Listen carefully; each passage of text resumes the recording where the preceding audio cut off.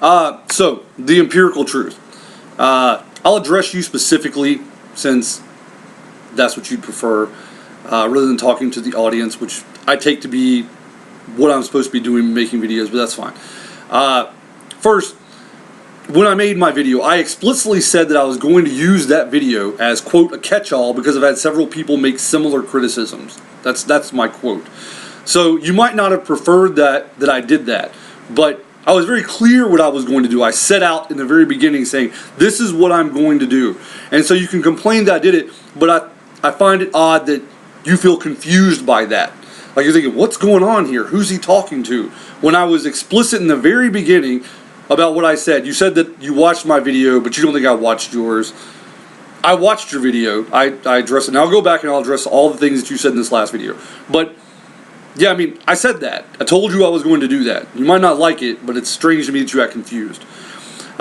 Next, you have this criticism in the very beginning that I used the phrase discriminating taste, and you went into this all this stuff about how discriminating taste is not exactly what you said, and I didn't use the same definition you did. But I want to say that criticism is wholly unwarranted, and here's why. Here's my actual quote. And then there's this other definition. As someone who has discriminating taste, someone who just tells the difference between things, to discriminate between one thing and another. That's all that really means, is to tell the difference between one thing and another. Now let's look at what you said. You said, the specific definition I gave you is to tell the difference between one thing. To discriminate means to tell the difference between different things. So you said, to discriminate means to tell the difference between different things. And I said, to discriminate is to tell the difference between one thing and another. I think that anyone who's smart and reasonable would say the content of those two sentences is identical. So I find it strange that you chose this as something important that you felt you needed to address. I also find it strange that you think you're being charitable when you address that because you didn't like the phrase discriminating taste, even though I followed it up by someone who tells the difference between different things. Even though I said that explicitly, I said that's all that really means to tell the difference between one thing and another. But you felt you had to take issue, saying I wasn't using the same definition as you. I think that struck me as weird. I'll address this as to why I went on and on. You think I rambled about the whole discrimination versus discrimination issue. I think it's strange that you don't think this is a legitimate criticism. And here's what I mean. You said that you never attributed it to Father Barron, and you didn't say that I said that. Right. And I made that. I said, I didn't claim that you attributed it to Father Barron. What I said was, neither I nor Father Barron nor Justice Kagan ever talked about that. So I don't know what this is about. I don't really know why you're talking about it. And that's the deal. It's the title of your video. It's the centerpiece of what's supposed to be a response to me. My entire point in that rambling was to show that such a conversation, this whole discrimination versus discrimination, just had no place as a response to anything I said because it didn't have anything to do with anything I said. That's what I meant. If you didn't mean to suggest that anyone was talking about that, neither Father Barron nor I ever talked about any such thing, I don't know why you ever brought it up. I don't know why you made it the core centerpiece of your entire video. And if you think I'm not being fair there, you made it the title. I think I'm wholly justified in saying that you made it the centerpiece, the core of your argument, because it's the title of the video. Discrimination versus discrimination. I wasn't rambling. I was addressing the title of your video and saying, I don't know what all this is about. And I still don't know what all of it's about. Because it has nothing to do, it's not germane to anything that Barron said or anything I said. It's just, hey, sometimes these are different things, and you're right, and sometimes people get criticized for something they didn't mean. They're discriminating between two different things, and they're being called discriminating as unjustly. Yeah, sometimes people get accused of saying things or meaning things they don't mean. Right, no lie. I'm with you. I have experience in that. As for you saying, I'm here at the 4 minutes and 17 seconds and I still can't figure out who I'm talking to.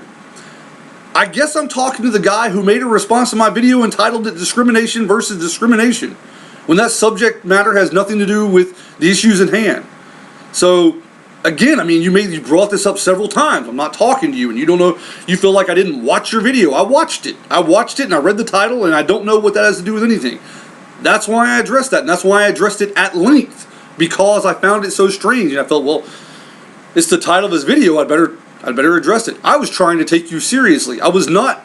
Not only was I not ignoring you or not paying attention or fiddling in the background while your video was on, I was trying to take you as seriously as possible. My bad.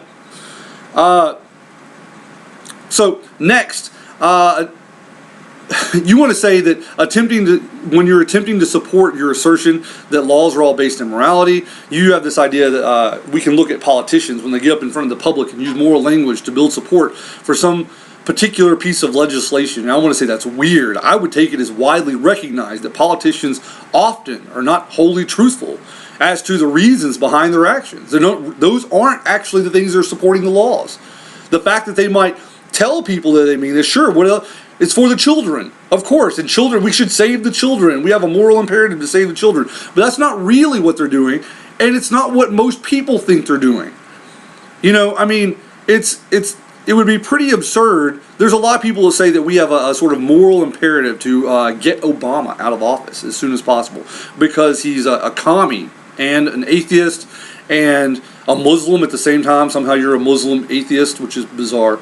And he wants to ruin America. His goal is to destroy America, etc., etc. I want to take it as a given that they're not really interested in any sort of moral argument there, because all of that's silliness. It's ridiculous. This is not a defense of Obama. I don't want to have that conversation.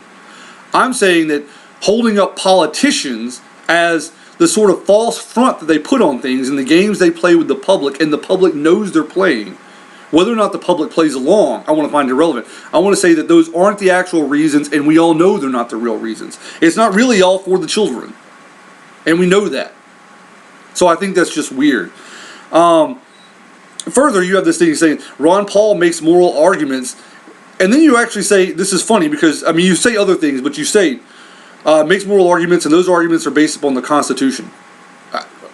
You said that, and that's weird. I mean, actually, here's why I want to point out, I'll highlight this for an important reason.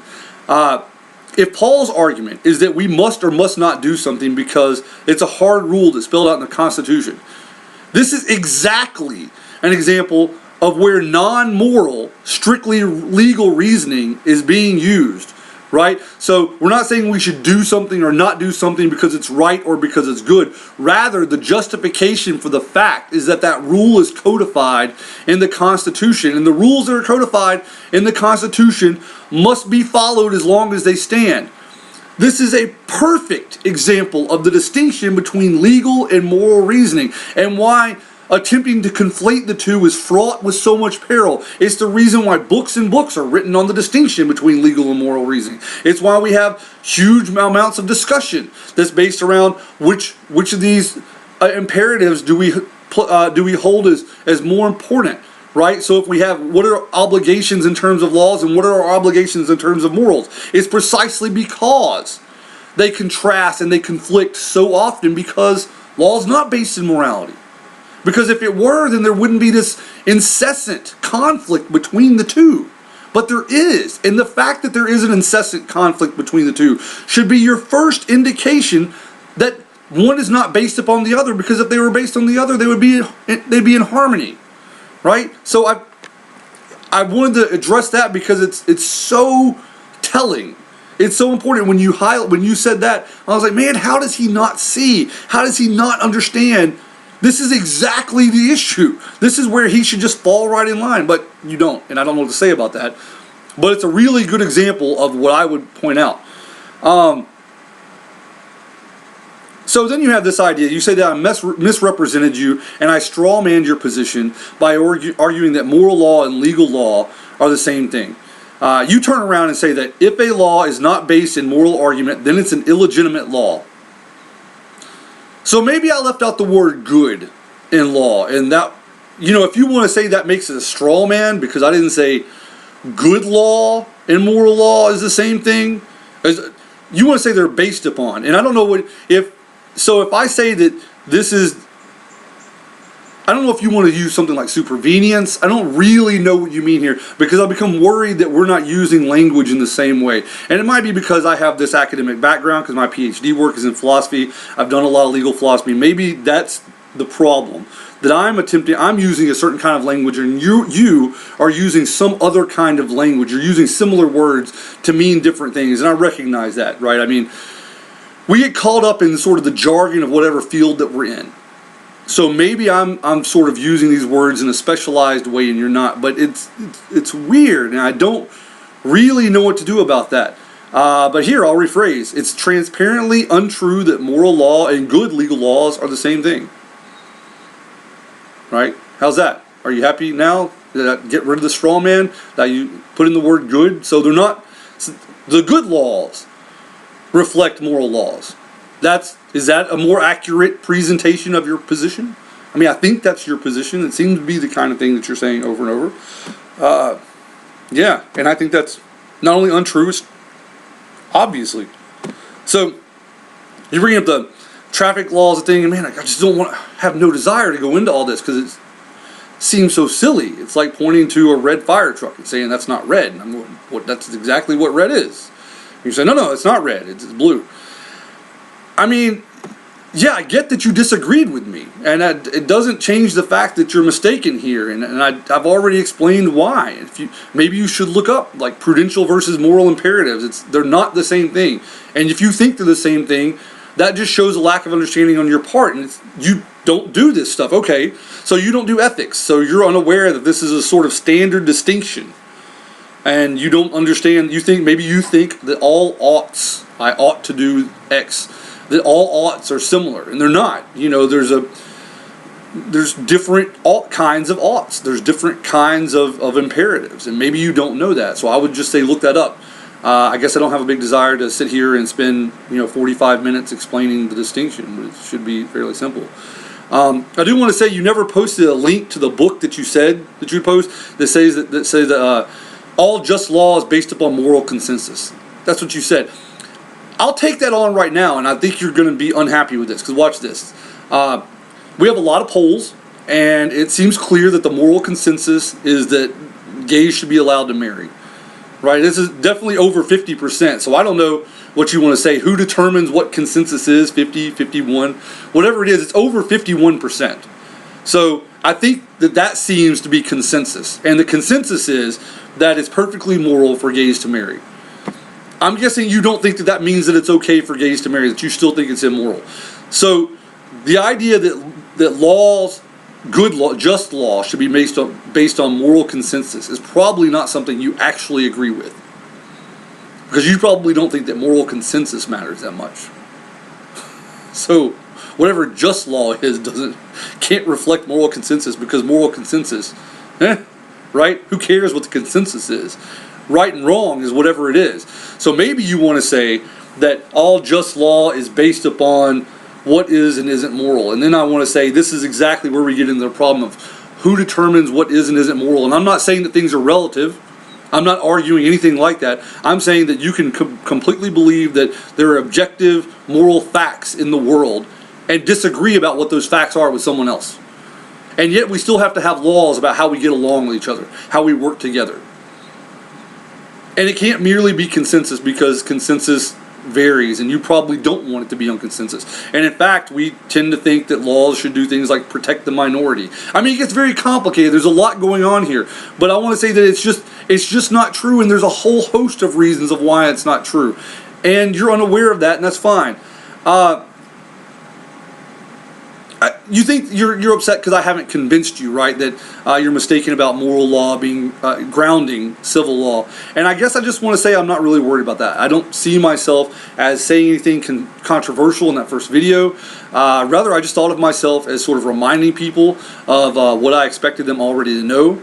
If I ever decide to make a lengthy series of videos about the basics of legal philosophy or ethics, I'll let you know. Till then, I guess I just suggest that you maybe take some classes at your local university on this stuff, or read, I guess, because I want to say it's pretty basic stuff. And you can disagree, and I'm not telling you shouldn't be, you might, but I want to say that acting you're not holding the majority position there. That these are considered fairly basic distinctions. And if you don't agree with that, you're going to have a lengthy argument as to why not. And not just say, no, they're all based in moral law because it's about the public good.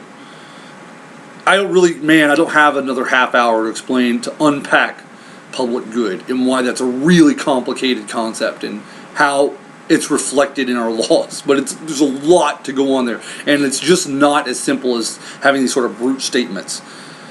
And I'm just not interested in going into all the details. I would just suggest you read on it or, just go, well, maybe we just disagree on this.